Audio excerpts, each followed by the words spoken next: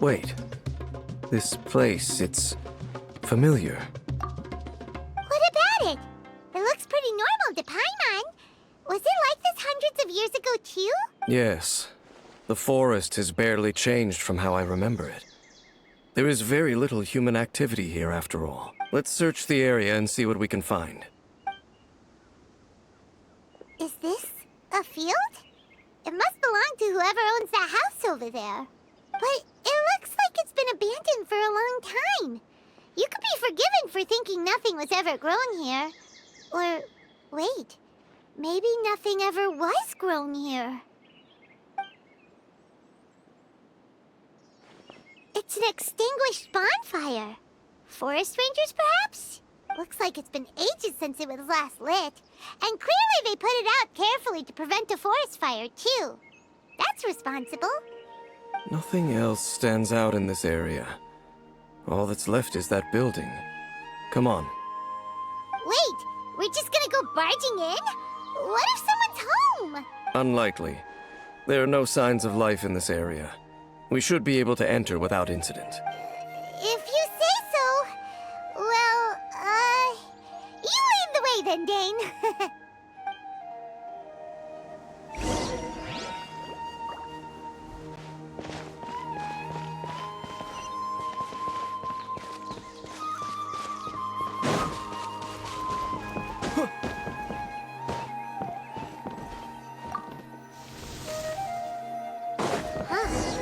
So there really isn't anyone home.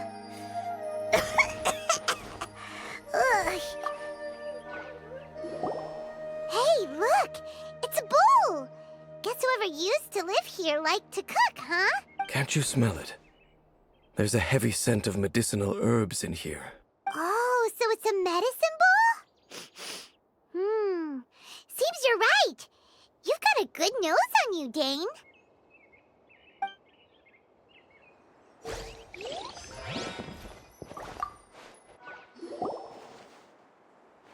There's a box over here. Why don't we open it? And by we, Paimon means you. Paimon's just scared that whatever's inside might bite her fingertips off. Huh? This is a mirror. It's broken, too. Was this a makeup box?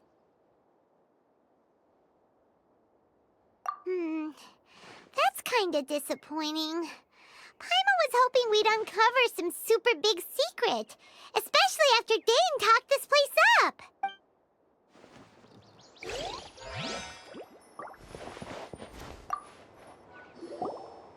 This bed looks pretty ordinary. Huh. There's nothing underneath it either. What sort of person would want to live here? It's so dark and damp. Can't be all the... Doesn't look like there's anything else worth our attention here. You sure we're in the right place, Dane? My memories are quite foggy, but my subconscious and instincts both assert that something once happened here. But we'll exhaust ourselves if we search aimlessly. I hear noises outside. Noises? Is it... It's not much. Just some minor adversaries.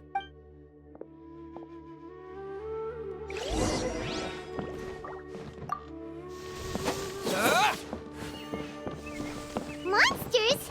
Wow, Dane's ears are sharp, just like his nose! It's in surprisingly good shape for a 500-year-old. Although, for someone who's as full of surprises as Dane, it's hardly a big deal. Anyway, let's beat up these monsters!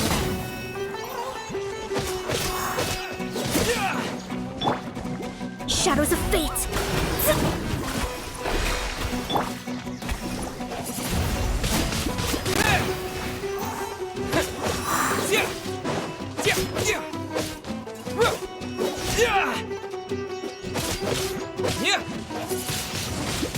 Windblade!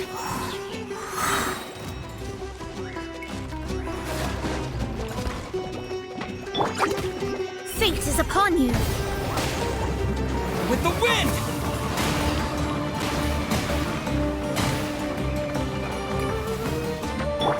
Burn!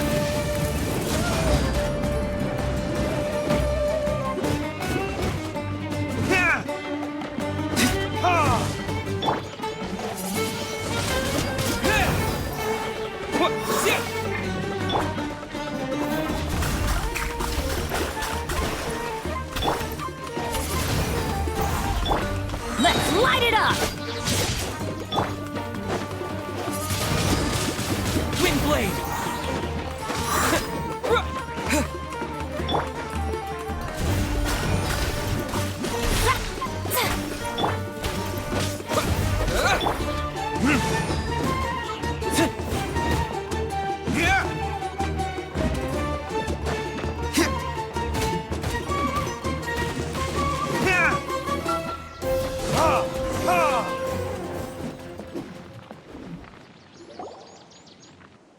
I doubt that the appearance of those monsters was wholly random. There must be something nearby that attracted them. A ley line anomaly, perhaps. But it seems to be more than that. Okay. I'll go slightly further out to investigate any issues with the nearby ley lines. I might be a while. You should wait for me here. What? You're going alone? You better not be trying to keep some secret from us. Your suspicions are as banal as they are unwarranted. I merely think that this house should remain the focus of our investigation, and as such, someone ought to stay here and keep an eye on it. Not to mention that if even forest rangers are capable of investigating ley lines, I will be more than able to handle it alone.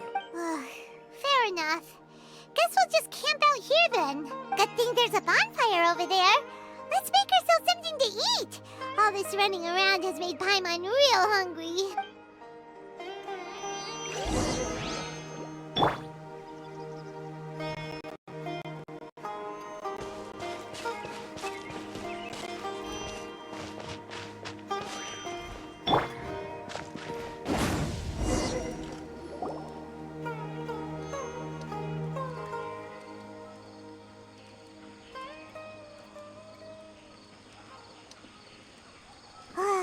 Your cooking is as good as ever.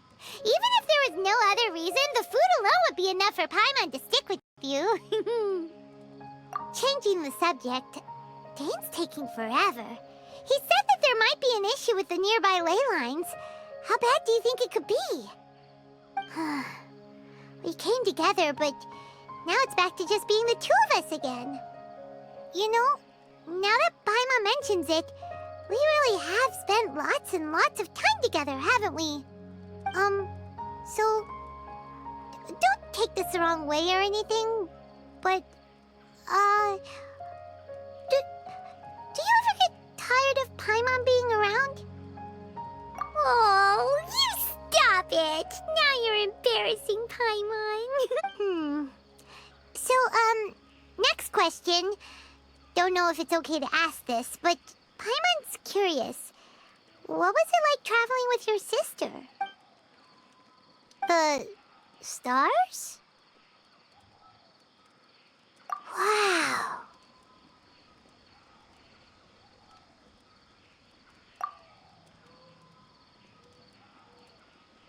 Yeah, Paimon understands.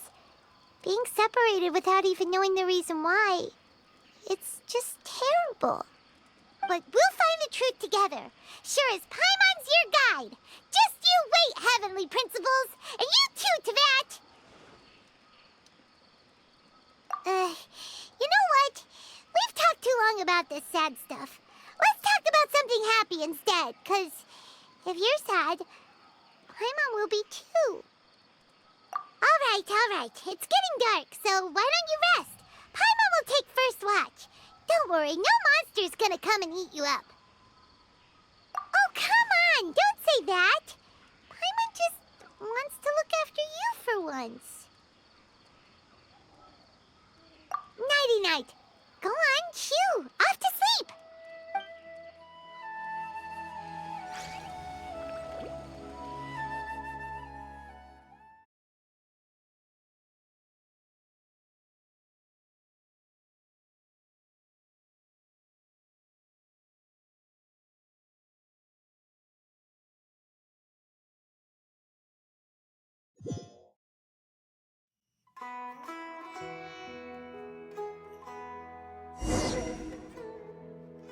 Hey, time to wake up.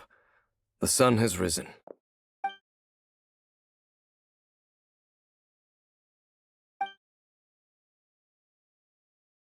What a deep sleeper. You do know that we need to... Tear stains. You dreamed of your sibling last night, didn't you? All right. Rest here a bit longer then. I'll head into the forest to investigate.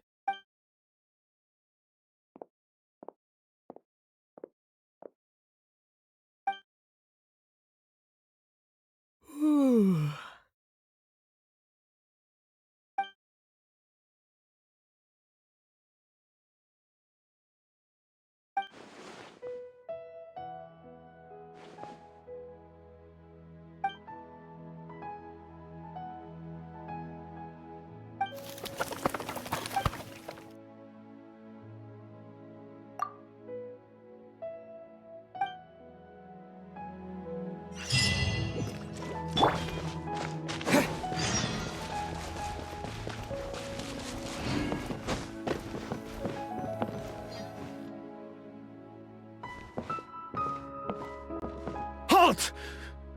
What do you think you're doing? This place is not whatever you think it is. Nor should you be poking your nose into my business. Begone! Your travel companion. You mean the one that was keeping watch by your side last night? Your companion departed for the forest early this morning. That much I saw with my own eyes. What business is that of yours, All you need to know is that I claimed this place first, and what I do here is none of your concern. Do I make myself quite clear? Leave.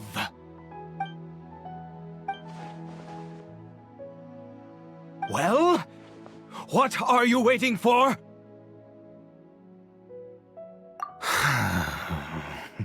If you must, suit yourself. I've been observing you, and you don't look like a forest ranger, nor someone from the academia.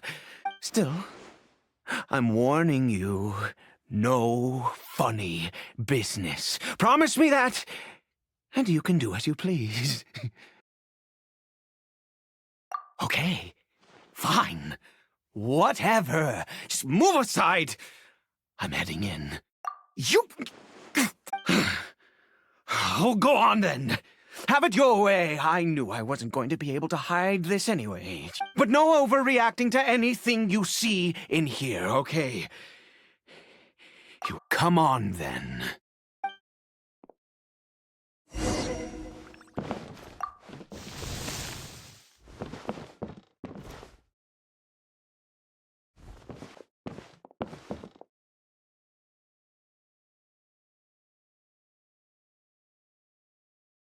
Mind your own business. And don't worry, he isn't aggressive. How could he be? He was too young for anything like that. So don't you lay a finger on him. Just find yourself a corner to rest if you're tired or cold. Huh? You know Conria? Who are you, exactly? And how do you know I'm from Conria?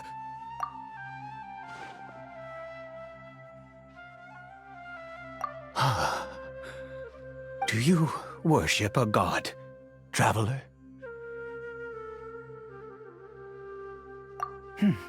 Sounds like you've had an eventful life. All right, well, my name is Ida, and you are correct. I was once Conrian.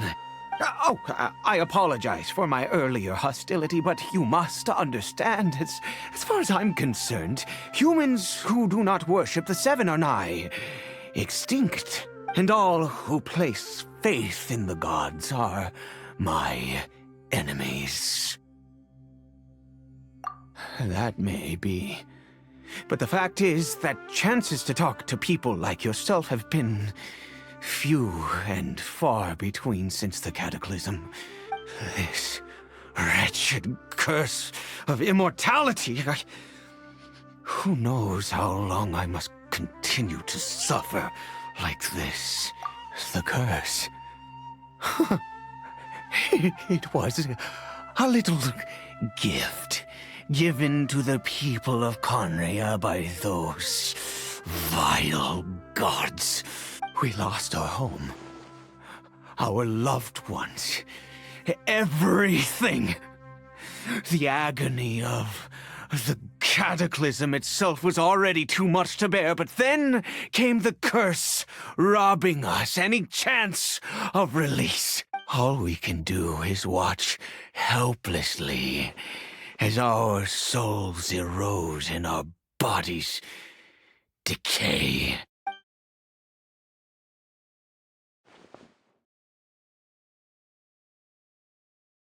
Because, although Conria began with a single bloodline, it was a home to others too. Any who forsook their gods and came to Conria were welcomed as our fellow citizens. When the cataclysm came, we pure-blood Conrians were declared the greater sinners. Upon us the gods placed the curse of immortality. But those whose ancestry belonged to the domains of other gods were punished with the curse of the wilderness as they fled, turning them into monsters. He is Caribert, my illegitimate son. How times have changed. I can say that out loud with no consequence now, but it was once a matter of unspeakable shame. I was a noble of Conria, by blood, but I resented the life that my family had arranged for me. And then, one day, I met a beautiful woman amongst the people. Her roots were in Mondstadt, but that mattered not to me. It was love at first sight. Caribert faced great hardship from the very moment of his birth, all due to my selfish desires, and I was never able to be there by his side for any of it. After all that, he turned into a hilly troll right before my very eyes. I always owed him much, and now at least I can finally be close to him. She was. We were separated. I do not wish to dwell on it. It could be worse. I suffer the pain of loss because I once had everything I could wish for. And now that I have lost almost everything, the little that remains I see with new clarity. If nothing else, at least I still have Caribert. Yes, that reminds me. I only returned here to check on Caribert, but I do have other things I wish to do. You may come with me, if you're so inclined.